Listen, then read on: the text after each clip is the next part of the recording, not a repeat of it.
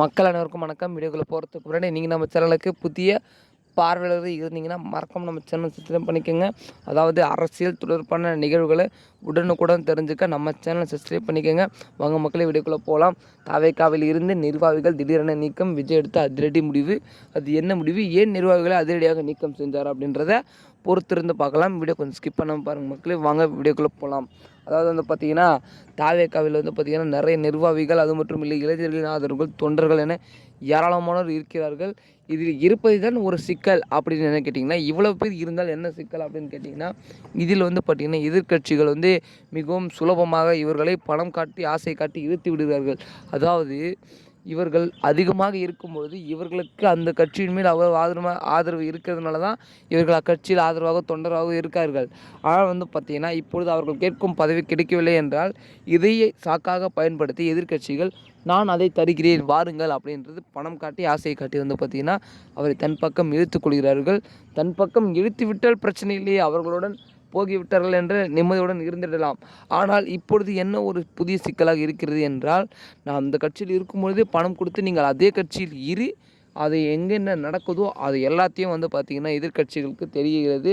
இதுவே வந்து பார்த்திங்கன்னா ஒரு பெரிய வந்து பார்த்திங்கன்னா ஒரு தவறு. ஏனென்று கேட்டிங்கன்னா இப்பொழுது ஒரு கட்சி என்ன செய்ய போகிறது, அடுத்த முடிவு என்ன எடுக்கப் போகிறது என்று அக்கட்சி சொல்வதற்கு முன் எதிர்க்கட்சி சொன்று விட்டால் இது எப்படி மக்களே ஒரு சாத்தியமாகும்? அதாவது தாவேக்காவில் மட்டும்தான் இப்படியெல்லாம் நடக்கணுமா? நிறைய கட்சிகள் இருக்கிறது. அதிமுக கட்சி, பாமக கட்சி, பாஜக கட்சி, விடுதலை சிறுத்தை கட்சி, நாம் தமிழர் கட்சி என பல கட்சிகள் இருக்கிறது. இக்கட்சியெல்லாம் இந்த மாதிரியான செயல்கள் நடப்பதில்லை. ஆனால் தாவேக்கா மட்டும் இதில் மட்டும் நடக்கிறது என்றால் இது யோசிக்கக்கூடிய விஷயம் அல்லவா? ஆகையால் தான் விஜய் அதிரடி முடிவாக எடுக்கிறார். நிர்வாகிகளை ஒரு சில பேர் வந்து நீக்கம் செய்ய போகிறதான தகவல்கள் வந்திருக்கிறது. அது யார் என்று இன்னும் அதிகாரப்பூர்வமான எந்த ஒரு தகவலையும் சொல்லவில்லை. பொறுத்திருந்து பார்க்கலாம் யார் யாரை எப்பொழுது எங்கிருந்து நீக்குவார்கள் என்று.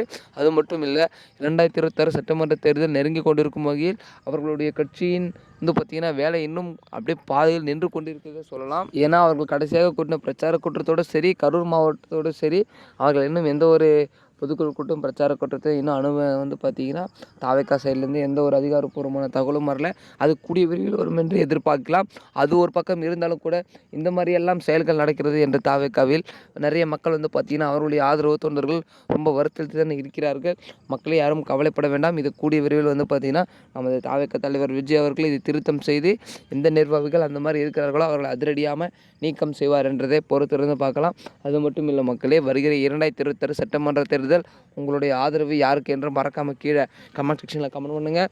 அரசியல் தொடர்பான நிகழ்வுகளை தினந்தோறும் தெரிஞ்சுக்க நம்ம சேனலையும் சப்ஸ்கிரைப் பண்ணிக்கோங்க. ஓகே மக்களே, நன்றி. அடுத்த வீடியோவில் அடுத்த காலையில் சந்திக்கிறேன். நன்றி, வணக்கம்.